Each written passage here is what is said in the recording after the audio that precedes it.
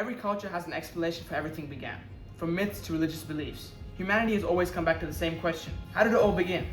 Whether through the creation stories in Dreamtime or the woe tree Yggdrasil in Norse mythology, every culture has offered their beliefs. Today, science presents its own answer: the Big Bang Theory.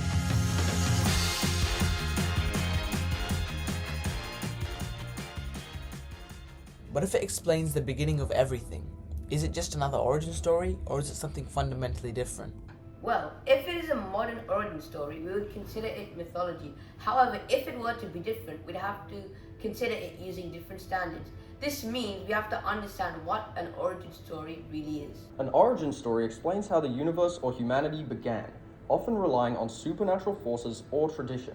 These stories aren't tested and don't evolve with new evidence. However, a scientific theory is a well-supported explanation based on observation.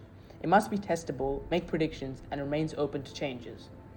Well, with this distinction, we can explore the Big Bang and see why it is different from mythology. About 13.8 billion years ago, the universe existed in an extremely hot, dense state. It wasn't an explosion in space, but an expansion of space itself. In the first fraction of a second, the four fundamental forces separated. Energy condensed into matter, forming quarks, then protons and neutrons. Within 3 minutes, hydrogen and helium nuclei formed. After 380,000 years, electrons combined with nuclei to form atoms, allowing light to travel. Over millions of years, gravity formed stars, which then created heavier elements. These later formed planets and eventually life. This progression depended on highly specific Goldilocks conditions. Slight changes could have prevented complex structures from forming. That's why evidence is so important to confirm this theory. Redshift is one of the clearest pieces of evidence for the Big Bang. It shows that distant galaxies' light is shifted towards the red end of the spectrum, which means they're moving away from us. The further a galaxy is, the faster it moves.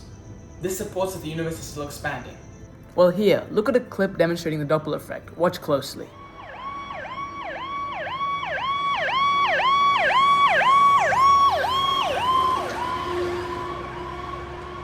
This is the same principle as light. Just like the sound of a fire truck changes pitch, light from galaxies stretches as they move away. This stretching is exactly what Hubble measured, giving us Hubble's law. The velocity of a galaxy is proportional to its distance. Reversing the expansion shows the universe was denser in the past, which fits perfectly with the Big Bang Theory model. The cosmic microwave background radiation, or CMBR, is leftover radiation from when the universe was about 380,000 years old. Before that, photons scattered off free electrons, making the universe opaque. Once atoms formed, light could travel freely, leaving this snapshot of the early universe. In 1965, Penzias and Wilson detected this radiation at about 2.7 Kelvin, almost exactly as predicted. Tiny variations in the CMBR explain how galaxies eventually formed. In the first few minutes of the universe, conditions were hot and dense enough for nuclear fusion. This primordial nucleosynthesis produced about 75% hydrogen and 25% helium, with trace amounts of lithium and beryllium. Later, elements like carbon and iron formed in stars and supernovas. Observations of old stars and gas clouds match these predictions, confirming the Big Bang model. It's like following a recipe. Even if you didn't watch a chef cook, once the dish cools, you can check the ingredients to see if they turned out right. The mix of hydrogen, helium, and tiny traces of other elements in the universe is the leftover dish from the Big Bang, perfectly making the universe, just like scientists predicted. Let's look at the Greek creation myths as an example. Greek mythology explains the origins of the universe through stories about gods and cosmic events. These myths try to answer the same question as the Big Bang. How did everything start? But these aren't measured, tested, or revised under observations. So while Greek myths uses imaginative explanations, the Big Bang uses evidence and predictions that we can test.